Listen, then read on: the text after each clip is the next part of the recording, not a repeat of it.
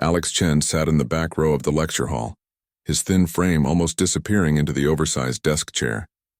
At just 17, he was by far the youngest person in Professor Daniels' advanced mathematics class at State University. All around him, college juniors and seniors chatted easily with each other, their conversations a comfortable buzz that Alex couldn't bring himself to join. He pulled out his worn notebook and flipped it open to a fresh page, careful not to let anyone see the complex equations he'd been working on late into the night. Not that they'd care. Most students here saw him as just some weird kid who had skipped too many grades and didn't belong. Professor Daniels entered the room, his salt and pepper beard neatly trimmed and his tweed jacket bearing the telltale chalk dust marks of a lifetime spent at blackboards.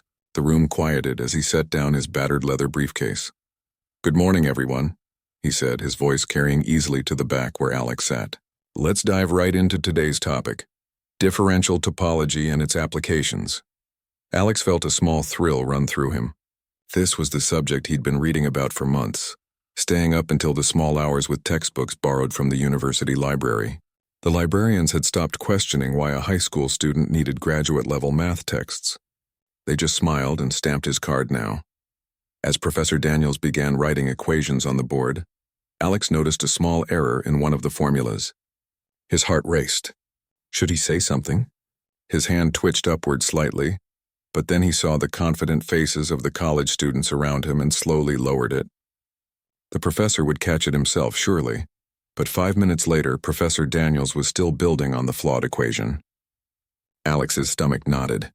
He stared hard at his notebook, scribbling the correct formula in tiny handwriting in the margin. Maybe no one would notice the mistake. Maybe it didn't matter. "Excuse me, Professor," called out a confident voice from the front row. It belonged to Thomas, a senior with a perfect GPA who always sat front and center. "I think there might be an error in that second equation." Professor Daniels paused, studying the board. "You're right, Thomas. Well spotted." He erased part of the formula and rewrote it correctly, exactly what Alex had written in his notebook minutes earlier. Alex slumped lower in his seat.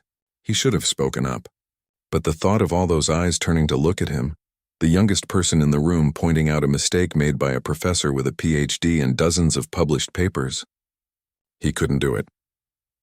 After class, Alex gathered his things slowly, waiting until most students had filed out. Professor Daniels was erasing the board, humming quietly to himself. "Excuse me, Professor Daniels," Alex said, his voice coming out as barely more than a whisper. The professor turned, squinting slightly through his glasses. "Yes, Alex, right?" Alex was surprised the professor knew his name. He'd barely spoken 3 sentences all semester. "I just wanted to say I really enjoyed today's lecture," Alex said, not mentioning the error or the fact that he'd seen it too. Professor Daniels smiled. "Thank you.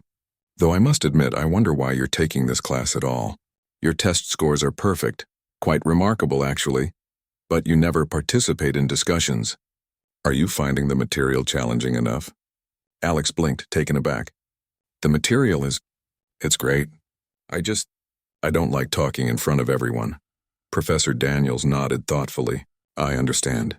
But mathematics isn't just about solving problems alone in a room, Alex. It's a collaborative field. The greatest breakthroughs often come from sharing ideas, even half-formed ones." Alex looked down at his shoes. "I know. I'm trying to get better at it." "Tell you what," said Professor Daniels, closing his briefcase. "I hold office hours every Wednesday afternoon. Why don't you stop by? We could discuss some of the topics in more depth. Just the two of us. Might be less intimidating than speaking up in class." Alex's heart leapt. One-on-one time with Professor Daniels? The man was a legend in the field. "I'd like that," he said, a genuine smile crossing his face. "Excellent. I'll see you Wednesday then." As Alex walked across the campus toward his next class, his mind was already racing with questions he could ask the professor. Maybe this was his chance to finally share some of the ideas he'd been developing on his own. The truth was, Alex had been doing mathematics far beyond the level of the class for years now. Even this advanced university course was mostly review for him. But he had no idea how to tell anyone that without sounding like he was bragging. At home that evening, Alex sat at his small desk in the corner of the family living room. His parents' small apartment couldn't afford him the luxury of his own room, but they'd carved out this space just for him, with a desk lamp and a bookshelf crammed with math textbooks. "How was school today, honey?" his mother asked, stirring a pot of soup in their tiny kitchen just a few feet away. "It was okay," Alex replied, not looking up from the problem he was working on. "Just okay? You're at a university, taking classes with students twice your age. That's more than okay, it's incredible." Alex shrugged. His parents never really understood. They were proud of him, sure, but they didn't get that being smart didn't make the loneliness any easier. His father worked double shifts at the factory to help pay for Alex's textbooks and university application fees. His mother had given up her job to homeschool Alex when the local school couldn't keep up with his abilities. They had sacrificed so much for him. "I'm going to Professor Daniels' office hours on Wednesday," he offered, knowing it would make her happy. "That's wonderful," his mother beamed. "See? You're putting yourself out there, making connections." Alex nodded, not wanting to explain how terrified he was about the meeting. What if the professor realized he wasn't as smart as his test scores suggested? What if one-on-one with nowhere to hide, Alex froze up completely? Later that night, long after his parents had gone to bed, Alex was still awake. His desk lamp cast a small pool of light as he worked through problem after problem from an advanced textbook. This was when he felt most alive, when it was just him and the numbers, no social anxiety, no pressure to speak up. Just the pure beauty of mathematics unfolding before him. He had filled 3 notebooks already this semester with his own explorations, going far beyond what was covered in class. Sometimes he'd solve a problem one way, then go back and find 3 more approaches to the same solution just for the joy of it. Mathematics made sense in a way people never did. Equations didn't judge him for being too young or too quiet. Theorems didn't laugh if he said something awkward. Numbers were patient, waiting for him to understand them in his own time. As the digital clock on his desk blinked to 2:13 a.m., Alex reluctantly closed his notebook. He had a physics class at 8 a.m., and even though he could probably pass the final exam already, he never missed a class. Lying in bed, staring at the ceiling, Alex wondered what Wednesday's meeting with Professor Daniels would bring. Part of him was excited, finally a chance to talk about the math he really loved, not just the watered-down version from class. But another part was terrified. What if the professor was disappointed in him? What if all his late-night mathematical explorations were just reinventing things that real mathematicians had figured out decades ago? Alex rolled onto his side, pulling the blanket up to his chin. He'd just have to wait and see. Maybe, just maybe, this could be the beginning of something important. A chance to find his voice in a world that moved too fast and talked too loud. For a quiet boy who found beauty in the elegant silence of numbers, his last thought before drifting off to sleep was of a particularly interesting topology problem he'd spotted in one of the professor's published papers. Perhaps he could bring it up on Wednesday, if he found the courage. Wednesday arrived with a steady drizzle that soaked the university campus. Alex hurried across the quad, his worn backpack protected under his jacket, his sneakers squishing with each step on the wet sidewalk. He'd spent hours preparing for this meeting with Professor Daniels, reviewing old math journals and practicing what he might say out loud in front of his bathroom mirror. The mathematics building was one of the oldest on campus, with stone steps worn smooth by decades of students. Alex checked the time on his phone. 3:27 p.m. He was early for the 3:30 appointment, but he didn't want to just stand in the hallway where other students might see him. After taking a deep breath, he knocked softly on the professor's office door. "Come in," Professor Daniels called from inside. Alex pushed open the heavy wooden door to find the professor seated behind a desk, piled high with papers, books, and what looked like student assignments. Every wall was lined with bookshelves, and even those were overflowing, with stacks of journals and papers creating small towers on the floor. "Ah, Alex, right on time," Professor Daniels said, gesturing to a chair across from his desk. "Or a bit early, even better. Have a seat." Alex perched nervously on the edge of the chair, his backpack clutched in his lap like a shield. "So," the professor said, leaning back in his chair, "I've been curious about you. Your test scores are remarkable, but you're practically invisible in class discussions. Tell me more about your background in mathematics." Alex's mouth felt dry. "I've always liked math," he began quietly. "It just makes sense to me, I guess. When did you first realize you had a talent for it?" Alex thought back. "In 3rd grade, I finished our math textbook by October. My teacher gave me a 6th grade book, and I finished that one too. After a while, they just let me work ahead on my own. Professor Daniels nodded. And how did you end up in my class? You can't be more than, what, 16? 17? 17, Alex confirmed. I did some online high school courses, then took the entrance exams for the university last year. They let me enroll as a special student. Impressive. And what do you think of the class so far? Challenging enough for you? Alex hesitated. He didn't want to sound arrogant, but the professor had asked directly. It's interesting, but I've been studying topology on my own for a while now. I see. The professor studied him with newfound interest. Show me what you've been working on outside of class. With trembling hands, Alex pulled one of his notebooks from his backpack. He'd deliberately chosen one that wasn't too advanced. He didn't want the professor to think he was showing off. He opened it to a problem he'd been exploring. A theorem about manifolds that went beyond what they'd covered in class. But not dramatically so. Professor Daniels took the notebook, adjusted his glasses, and began reading Alex's neat handwriting. His eyebrows rose as he flipped through several pages of proofs and explorations. This is excellent work, Alex. You've developed a very elegant approach here. He handed back the notebook. You know, you remind me a bit of myself at your age. I was painfully shy, too. Couldn't speak up in class to save my life. But I found my voice through my work. Alex felt something loosen in his chest. The professor had been shy, too. It was hard to imagine. Professor Daniels rose from his chair and walked to a cluttered bookshelf. I want to show you something. He pulled down a thin folder yellowed with age. This was my first published paper. I was 19, a bit older than you are now, but still quite young in academic terms. He handed the paper to Alex, who took it reverently.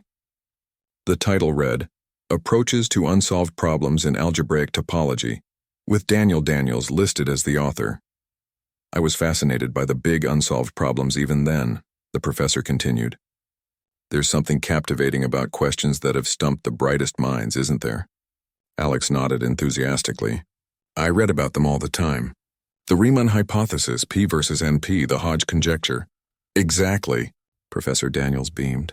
Speaking of which, I've been meaning to introduce a special problem to the class. Perhaps this is a good time for a preview.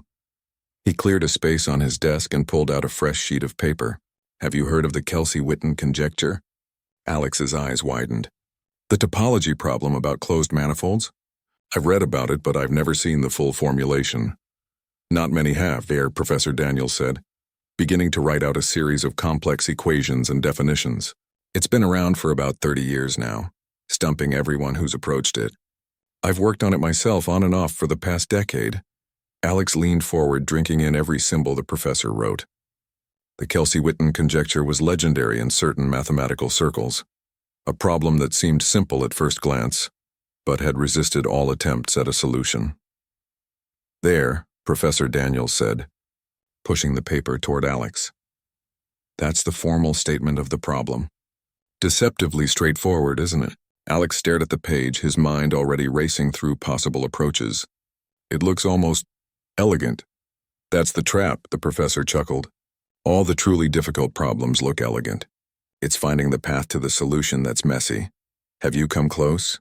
Alex asked, his usual shyness forgotten in his excitement about the mathematics. Professor Daniels sighed. I thought I was on the right track a few years ago. Published a paper about a possible approach that got some attention, but I hit a dead end eventually. He tapped the paper. I'm planning to present this to the class next week as a sort of thought experiment. Not expecting anyone to solve it, of course, but it's a good exercise in mathematical thinking. Alex couldn't take his eyes off the problem. Something about it called to him like a puzzle piece that didn't quite fit but might if you turned it just the right way. Could I keep this? He asked hesitantly. The professor seemed surprised but pleased. Of course. I have plenty of copies. Planning to take a crack at it yourself? Alex nodded, carefully folding the paper and tucking it into his notebook. Just to see if I can make any progress.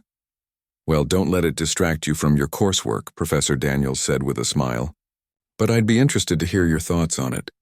Perhaps you could stop by again next week? I'd like that, Alex said, surprising himself with his eagerness. Talking one-on-one with the professor wasn't nearly as intimidating as he'd feared. When it was just about the math, Alex found he could actually express himself. Their conversation continued for another hour.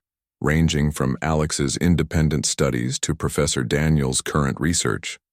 By the time Alex glanced at the clock and realized he needed to head home, he felt like he'd found something he hadn't known was missing, someone who truly understood his passion for mathematics.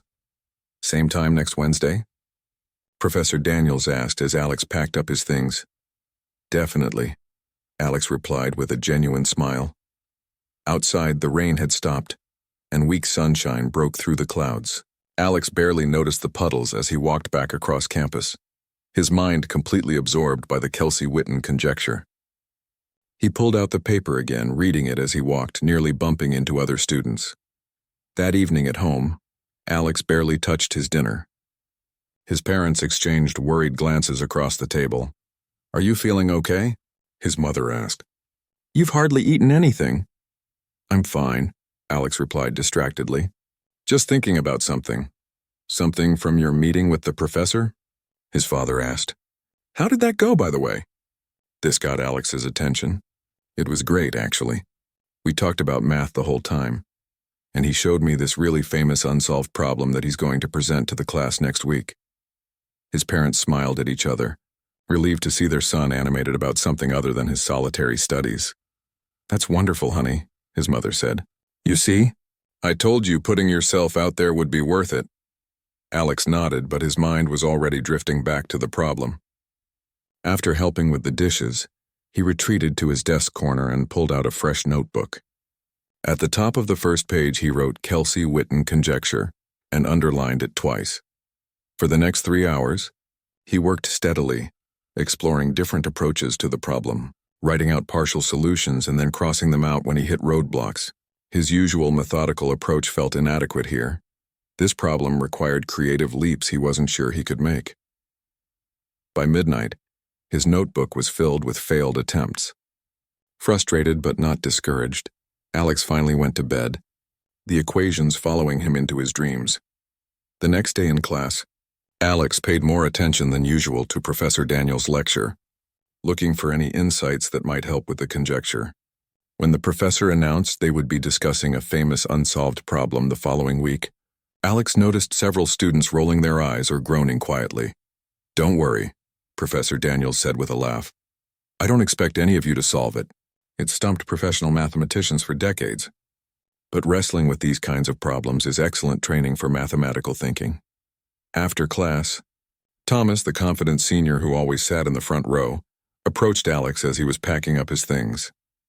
"So, rumor has it you had a private meeting with the professor yesterday," Thomas said, his tone friendly but with an edge Alex couldn't quite identify. Yeah, just office hours," Alex mumbled, uncomfortable with the sudden attention. "What did you talk about for so long?"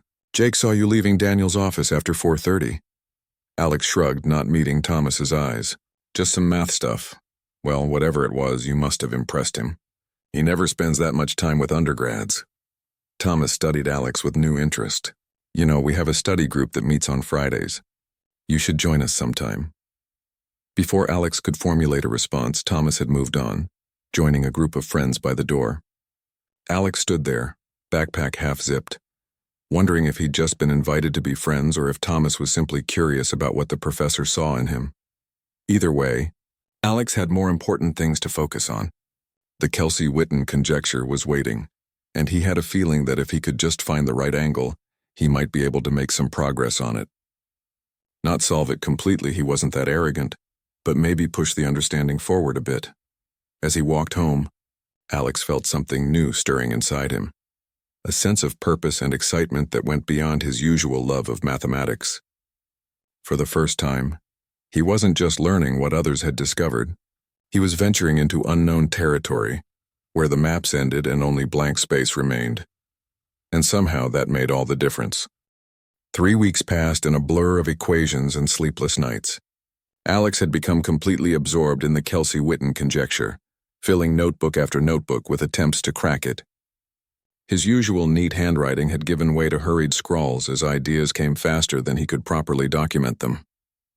His desk at home was buried under mathematical journals and papers he'd printed from the university library's online database, all related to topology and the history of the conjecture.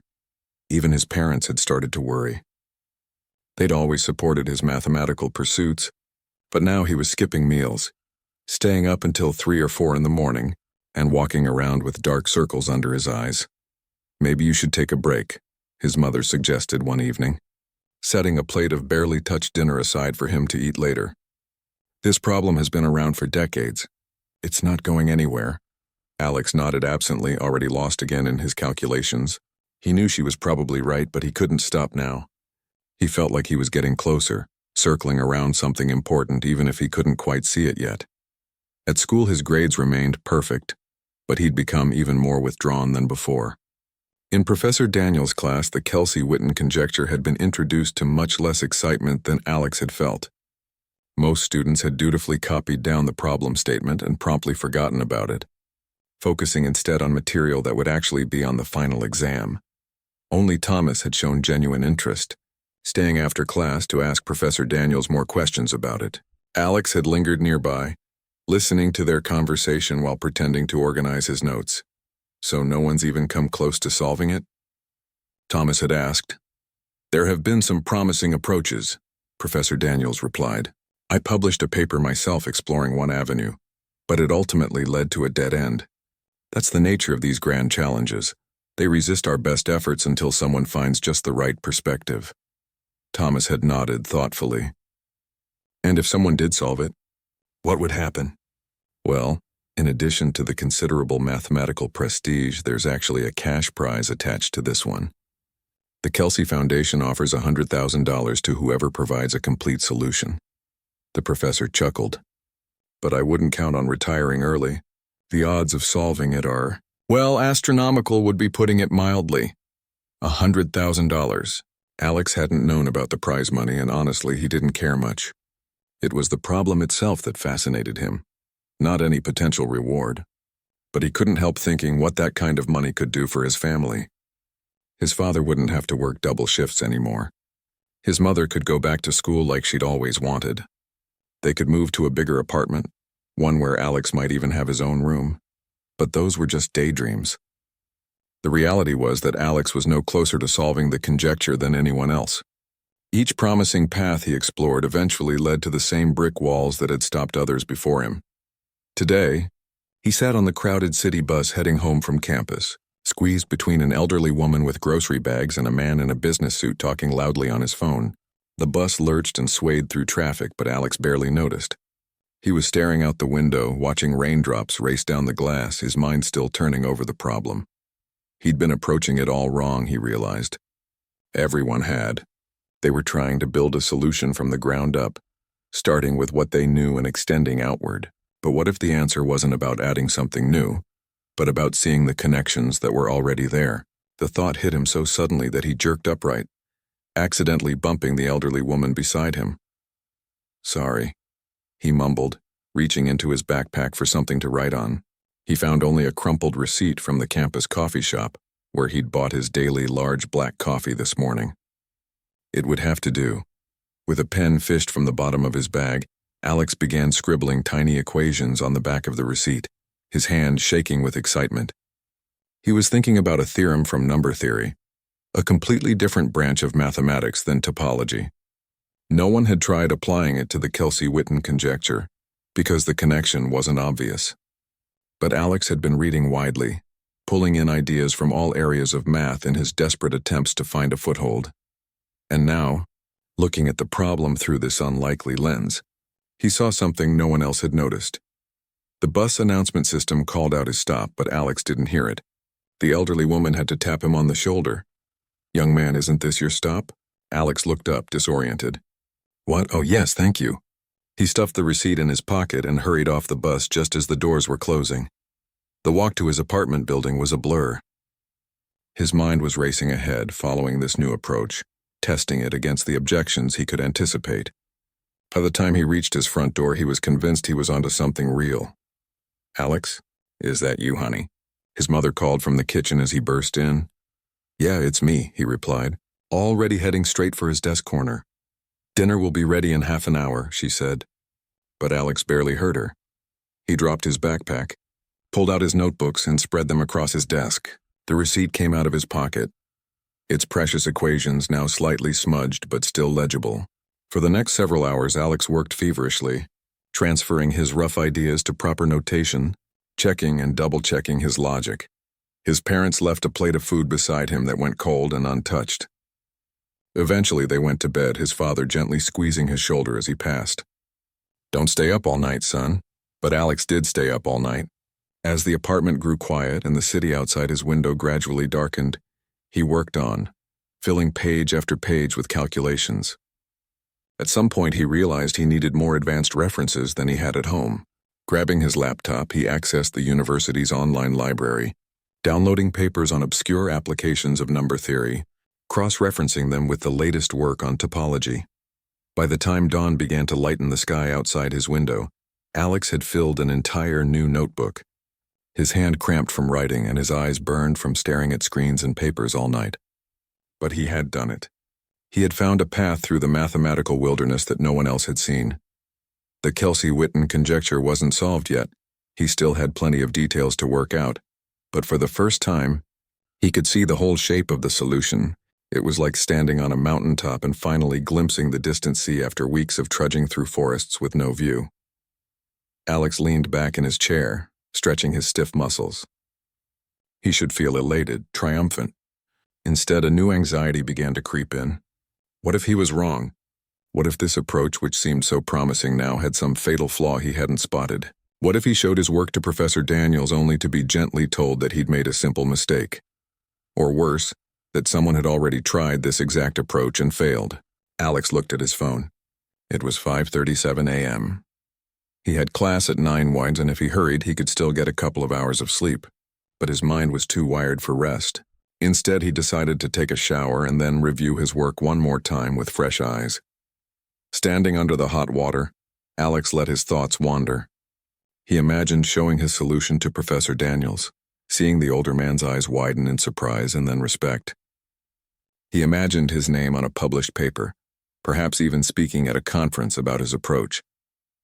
Then he imagined the opposite, the professor pointing out a fundamental error, his classmates snickering behind their hands at his arrogance in thinking he could solve what professional mathematicians couldn't. The conflicting visions left him paralyzed with indecision. By the time he was dressed and sitting back at his desk, doubt had firmly taken hold. He looked at his notebooks with new suspicion. Had he really found something revolutionary, or was he just a sleep-deprived teenager who had lost perspective? "You're up early," his mother said, shuffling into the living room in her bathrobe. "Did you sleep at all?" Alex shook his head. "I think I might have made a breakthrough on that math problem I told you about." His mother smiled, but he could see the worry in her eyes. "That's wonderful, honey. But you know, even brilliant mathematicians need sleep." "I know. I'll sleep tonight, I promise." After his mother had started the coffee maker and retreated to get dressed for work, Alex turned back to his notebooks. With morning light now streaming through the window, he began methodically checking his work from the beginning. Line by line, equation by equation, he verified his reasoning. Twice he found minor errors that he corrected. But the core insight, the unexpected bridge between number theory and topology, remained solid. By the time he needed to leave for class, Alex was as certain as he could be that his approach was valid. But he still wasn't ready to share it. Not yet. He needed time to polish his solution, to present it in the clearest possible way. And maybe, just maybe, he needed a bit more courage. The day passed in a haze of fatigue. In his morning physics class, Alex nearly fell asleep twice. At lunch, he sat alone as usual, but was too distracted to even open the book he normally read while eating.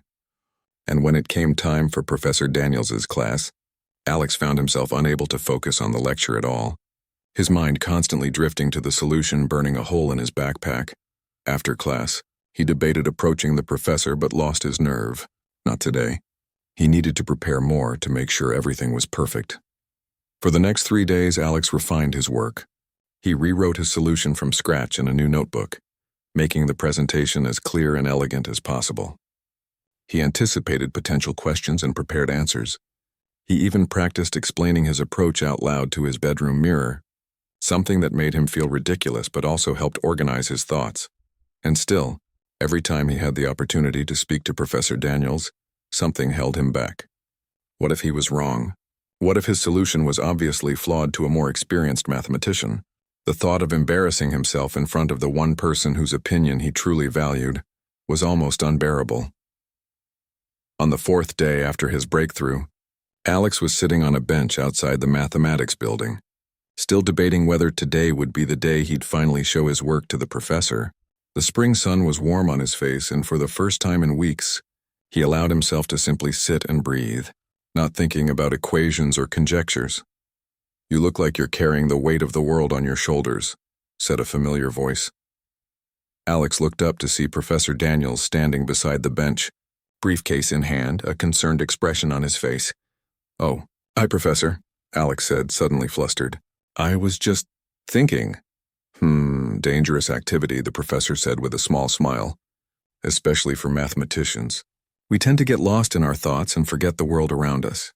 He gestured to the empty space on the bench. "May I?" Alex nodded, sliding over slightly to make more room. The professor sat down with a sigh, setting his briefcase between them. "I've noticed you've been distracted in class lately," Professor Daniels said. "More so than usual, which is saying something. Is everything all right?" This was his chance. Alex could feel his heart hammering in his chest. His solution was right there in his backpack, just waiting to be shared. But the words stuck in his throat. "I've been working on something," he finally managed. "The Kelsey-Witten conjecture?" the professor asked, his eyebrows rising in surprise when Alex nodded. "Ambitious. But then I've learned not to underestimate you." Alex took a deep breath. It was now or never. "I think I found an approach that might work," he said, the words coming out in a rush, "using a theorem from number theory that nobody's applied to this problem before. I've been working on it for weeks, and I think I might have solved it. Or at least made significant progress there." He'd said it. The claim hung in the air between them, impossible to take back. Alex waited for the professor's reaction, his hands clenched tightly in his lap. Professor Daniels was silent for a long moment, his expression unreadable. Then he turned to face Alex fully. "That," he said slowly, "is quite a statement. One I've heard many times before, I must admit, from students and colleagues alike. But coming from you?" He paused, studying Alex's face. "I'd very much like to see your work."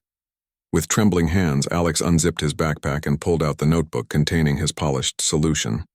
He held it out to the professor, who took it with careful hands as if receiving something precious and fragile. "Would you like to explain your approach while I look through it?" Professor Daniels asked. Alex nodded, and as the professor opened the notebook to the first page, he began to explain his journey, the weeks of failed attempts, the moment of insight on the bus, the connection to number theory that no one else had seen. As he spoke, his voice grew stronger, more confident. This was his work, his discovery, and for once in his life, Alex didn't feel small or out of place. He felt like a mathematician. Professor Daniels didn't say anything for a long time as he carefully turned the pages of Alex's notebook. His expression remained neutral, occasionally nodding slightly or raising an eyebrow. Alex sat beside him, his initial burst of confidence slowly giving way to nervous doubt as the silence stretched on. Finally, the professor closed the notebook and looked up. "This is interesting," he said cautiously. Alex's heart sank. "Interesting. Not brilliant, not groundbreaking, just interesting." The polite word adults used when they didn't want to be directly critical. "I can see you've put an enormous amount of work into this," Professor Daniels continued. "Your approach is certainly original. I've never seen anyone try to apply the Nakamura-Singh theorem in this context before. But it doesn't work," Alex said flatly, already reaching for his notebook. "I understand. It was just an idea." "I didn't say that," the professor interrupted, holding onto the notebook. "What I'm saying is that I need more time with this. Your approach is so unconventional that I can't immediately determine whether it resolves all the issues with the conjecture. I'd like to take this home and study it properly. Would that be all right?" Alex blinked in surprise. "You want to study my solution?" "Very much so." The professor's expression softened. "Alex, even if this approach doesn't ultimately solve the conjecture, what you've done here is remarkable. Most mathematicians spend their entire careers walking well-trodden paths. You've struck out in an entirely new direction. That kind of original thinking is rare and valuable." A small flicker of hope rekindled in Alex's chest. "So you don't think I'm completely off track?" "Not at all. In fact, Professor Daniels hesitated as if choosing his words carefully. I think you may be onto something significant, but I need to verify the details before I can say more. Mathematics requires precision, as you well know. Alex nodded, a strange mix of emotions washing over him.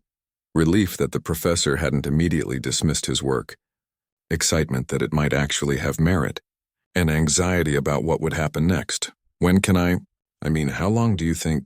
Alex stumbled over the question. Give me until tomorrow evening, Professor Daniels said, carefully placing the notebook in his briefcase. I'll clear my schedule and focus solely on this. Can you come to my office around 7 p.m.? The building will be quiet then, and we can discuss your work without interruptions. Yes, sir, Alex agreed immediately. Good. And Alex? The professor fixed him with a serious look. Regardless of what I find, you should be proud of what you've accomplished here. The willingness to approach an old problem in an entirely new way, that's the hallmark of a true mathematician. With that, Professor Daniels stood and bid Alex goodbye, walking away across the sunny quad with Alex's notebook, and possibly his future, tucked safely in his briefcase. The next 24 hours were the longest of Alex's life. He could barely focus on anything. In classes, his mind wandered constantly to his solution and what the professor might be thinking. At home, he paced restlessly, unable to work on any math or even distract himself with TV or books. His parents noticed his agitation but didn't press when he said he was just waiting for feedback on a project. That night, Alex barely slept, his mind racing with alternating visions of triumph and humiliation. By morning, he had convinced himself that Professor Daniels would gently explain the fatal flaw in his reasoning, perhaps offering some consolation about how it was still a valiant attempt. The day crawled by excruciating minute. When 6 p.m. finally arrived, Alex couldn't wait any longer. He headed to campus early, planning to walk around the grounds until his meeting time. The mathematics building was quiet when he arrived, most students and faculty having left for the day. A few lights still burned in office windows, dedicated researchers working late as usual. Alex paced the hallway outside Professor Daniels' office, checking his watch every few minutes, the knot in his stomach tightening as 7 p.m. approached. At precisely 6:58, he heard footsteps coming up the stairs. Professor Daniels appeared looking somewhat disheveled, his tie loosened and his hair standing up as if he'd been running his hands through it repeatedly. Under his arm was Alex's notebook, now bristling with colored sticky notes. Ah, Alex. You're here already. Good. The professor unlocked his office door and gestured for Alex to enter. Please sit down. Alex perched nervously on the edge of the chair across from the professor's desk, watching as the older man carefully laid the notebook down and took his own seat. I haven't slept, Professor Daniels said abruptly. Sir? Since our meeting yesterday, I haven't slept. The professor leaned forward, his eyes intense. I started reviewing your work and, well, I simply couldn't stop. I had to follow your reasoning to its conclusion. Alex swallowed hard. This could go either way. Either the professor had stayed up all night finding the fatal flaw, or... Alex, Professor Daniels said, his voice suddenly quiet. I believe you've done it. The words hung in the air between them, enormous in their simplicity. Done. What exactly? Alex asked, hardly daring to believe what he was hearing. Solved the Kelsey-Witten conjecture, or at least provided the framework for a complete solution. The professor opened the notebook to a page covered in his own handwriting alongside Alex's. Your approach using the Nakamura-Singh theorem as a bridge between number theory and topology is, well, it's brilliant, utterly unexpected and brilliant. A wave of dizziness washed over Alex. He gripped the arms of his chair to steady himself. Are you sure? Completely sure? In mathematics, we're never completely sure until a proof has been verified by multiple experts, Professor Daniels said. But I've spent the past 24 hours trying to find a hole in your reasoning. And I can't. The solution is elegant, novel, and as far as I can determine, correct. The professor stood up and began pacing, too energized to remain seated. The key insight, using that obscure corollary to create a mapping between the topological space and the number theory framework, that's the stroke of genius. It's so obvious in retrospect, but no one saw it. Not even me, and I've spent a decade on this problem. Alex felt tears pricking at his eyes. He blinked them back, embarrassed. So what happens now? he asked, his voice barely above a whisper. Professor Daniels stopped pacing and looked at him, as if suddenly remembering who he was talking to. Not a colleague, but a 17-year-old student. Well, that rather depends on you, he said, returning to his chair. Traditionally, the next step would be to prepare the result for publication in a mathematics journal. I would be honored to help you with that process. It can be quite daunting for first-time authors. And of course, there's the matter of the Kelsey Foundation Prize. The prize, Alex repeated. He'd almost forgotten about the money. Yes, $100,000. Quite significant for an undergraduate student, I would imagine. The professor smiled. But even more significant is the recognition you'll receive in the mathematical community. This kind of achievement. It opens doors, Alex. Graduate programs, research positions, fellowships, they'll all be available to you. Alex tried to take it all in. Just days ago, he'd been an anonymous, awkward teenager sitting in the back of the class, too afraid to speak up. Now Professor Daniels was talking about him publishing in prestigious journals and winning major prizes. It didn't seem real. I don't know what to say, he admitted. You don't have to say anything right now. Take some time to process this. The professor leaned forward. But there is one question I'd like to ask you, if I may. Of course, how did you see it? The connection between Nakamura Singh and the conjecture? It's such an unlikely link. Alex thought back to that moment on the bus, the raindrops racing down the window, his mind racing even faster. I think it was because I didn't know I wasn't supposed to look there, he said slowly. I mean, I'm not a professional mathematician. I don't know all the traditional approaches or what's considered relevant. I was just reading everything I could find, trying different things. And this theorem caught my attention because the pattern of constraints reminded me of the conjecture. Professor Daniels nodded thoughtfully. The fresh perspective of youth. Sometimes not knowing the conventional boundaries is the greatest advantage. He smiled. Newton was 23 when he invented calculus, did you know that? Galois was still a teenager when he developed the theory that bears his name. Mathematics has a long tradition of brilliant young minds seeing what older, more established thinkers cannot. Alex felt a blush creeping up his neck at being even loosely compared to such legendary figures. I just got lucky, he mumbled. Perhaps there was some luck involved, the professor conceded. But luck favors the prepared mind, as Pasteur said. And your mind, Alex, was very well prepared indeed. They talked for another hour, discussing the details of the solution and the process of preparing it for publication. Professor Daniels suggested they co-author the paper, with Alex as the primary author since it was his breakthrough. Your name should be first, Alex protested. You're the established professor. No one will take it seriously if some unknown teenager is the lead author. On the contrary, Professor Daniels replied firmly, it would be dishonest for me to claim primary credit for your insight. And believe me, the mathematical world cares far more about the quality of the proof than the credentials of the person who discovered it. By the time they wrapped up their meeting, it was past 9 p.m. Alex left the mathematics building in a daze, barely noticing the cool evening air or the stars emerging in the darkening sky. His mind was still in the professor's office, still trying to process the fact that he, Alex Chen, had solved a problem that had stumped professional mathematicians for decades. When he got home, his parents were waiting up for him, worried by his late return. Where have you been? His mother asked, rising from the couch where they'd been watching TV. We were about to call you. Sorry, Alex said, suddenly realizing he hadn't texted them about his late meeting. I was with Professor Daniels. We lost track of time. Must have been some discussion, his father remarked. What were you talking about for so long? Alex took a deep breath. How could he possibly explain everything that had happened? Where would he even begin? Remember that math problem I've been working on, he said. The one that's been around for decades with no solution? His parents nodded, exchanging a worried glance. They'd been concerned about his obsession with it. Well, Alex said, a smile slowly spreading across his face. I solved it. For a moment, his parents just stared at him, not comprehending. Then his mother stepped forward. What do you mean you solved it? She asked cautiously. I mean, I found the answer. Professor Daniels verified it. He stayed up all night checking my work, and he says it's correct. We're going to publish a paper together, and there's even a prize, $100,000. His father sat down heavily on the couch. 100,000? Alex, are you serious?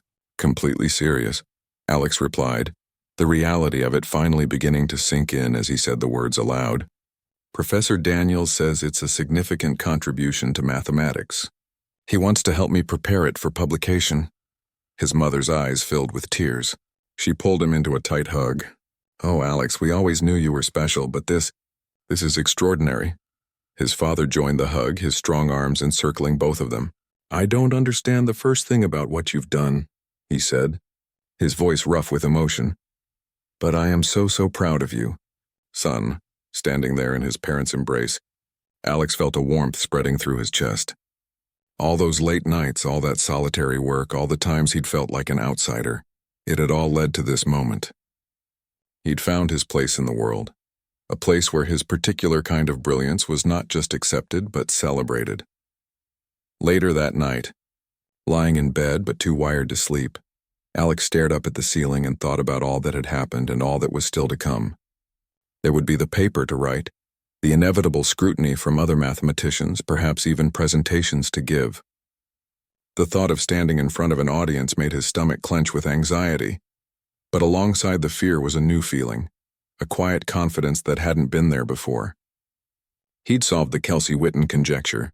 If he could do that, maybe he could learn to speak in front of people too. Maybe with time and practice he could become not just a brilliant mathematician, but also someone who could share that brilliance with the world. As he finally drifted toward sleep, one thought kept circling in his mind. Tomorrow, for the first time, he would walk into Professor Daniels' class not as the shy kid who sat in the back, but as a colleague who had earned his place at the table, and maybe, just maybe, he'd even raise his hand and speak up. News spread quickly through the mathematics department. By the time Alex arrived for Professor Daniels' class the next day, whispers followed him down the hallway. Students he'd never spoken to before stared openly as he walked past. Someone had posted a notice on the department bulletin board announcing a special seminar the following week. The Kelsey-Witten conjecture, a solution, with both Professor Daniels and Alex Chen listed as presenters. Alex kept his eyes on the floor as he walked to his usual seat at the back of the lecture hall. He could feel the curious gazes of his classmates, hear the hushed conversations that stopped when he got too close. Just as he was sitting down, Thomas appeared beside him. Is it true? Thomas asked without preamble. You actually solved it? Alex nodded, uncomfortable with the direct question but unable to deny it. That's wow. Thomas seemed genuinely impressed. Professor Daniels has been talking about it to everyone who'll listen. Says it's the most innovative approach he's seen in years.